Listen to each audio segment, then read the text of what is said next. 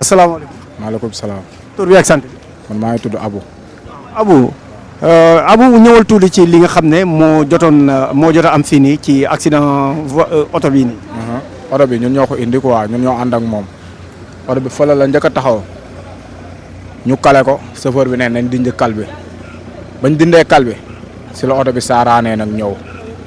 fële la njëkk a taxaw maanaam dafa fay complètement wala. complètement moom mu fay taxaw ñu kale oto bi ba pare chauffeur bi ne nañ dindi kal bi bañ dindee kal bi nag te oto bi taalul oto bi amul air oto yi suñu amul too leen taalee suñu amul air dañuy saaraani loolu moo waral lii te bu ko. donc yow jàpp nga ni affaire jinne wala yeneen borom li ñuy wax noonu.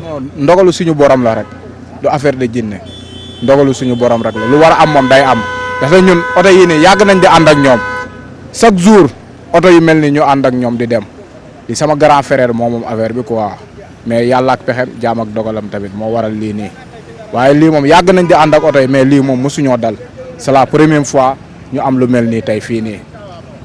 dafa mel ni oto bi tam lu mu chargé mun nañ wax diis na wala diis. même pas lii diisul lii xollitu gerte la diisul ngooñ ko gën a diis ciment moo ko gën a diis feer ko gën a diis te oto yi dañ koy teg lii boo ko doon posé motul yenn tonnes yi xanaa kay ndogalu suñu borom la rek lu war a am moom day am heureusement nag ba mu amee nag gaañul kenn chauffeur bi rek moo si am problème loxo kese mais bu weesoo loolu amul leneen. d'accord mbaa gaañoom bi garaaw. non loxo bi rek moo am problème quoi loxo bi kese moo am problème.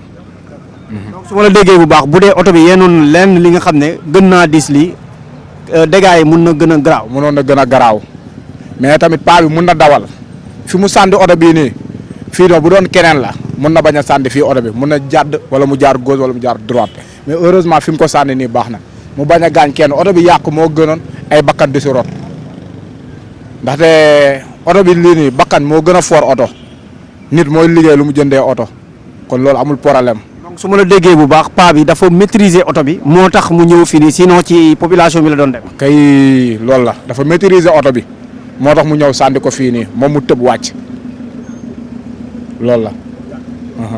chaque jour yaa ngi gis benn dégât di am ci bërëb boobu bu doon benn somme sax nga mën koo déplorer génnee ci tali bi ay ñaan defee ñu def ci lañ ci war a def pour lii bañ a tefee am loolu kese loolu laa jàpp ni daal mooy koy saafara waa koj bi yëpp booloo àndoo jàppoo def ci bërëb bi ay ñaan def ci liñ ci war a def mu jóge fi parce que oto bi sànq li fi ko dugal fii boobu ñu ngi ci wetu oto bi te ñun ñoo ko indi ba fi ñun ñoo ko jaarle di woon ko woon fi muy jaar mais ba mu agsee fii dafa mel dañ koo bumax. donc borom camion bi yéen a ko won yoon bu muy jaar te yaa ngi woon ci tali bi mu àggee fii nii la daal. déedéet wala tali bale la jóge waaw non tali bale la jóge ci kaw montagne bi mais moment bi ba muy toll foofu dafa mel dañ koo bumax waaw moo waral duggoom fii te c'est pas la première fois ok.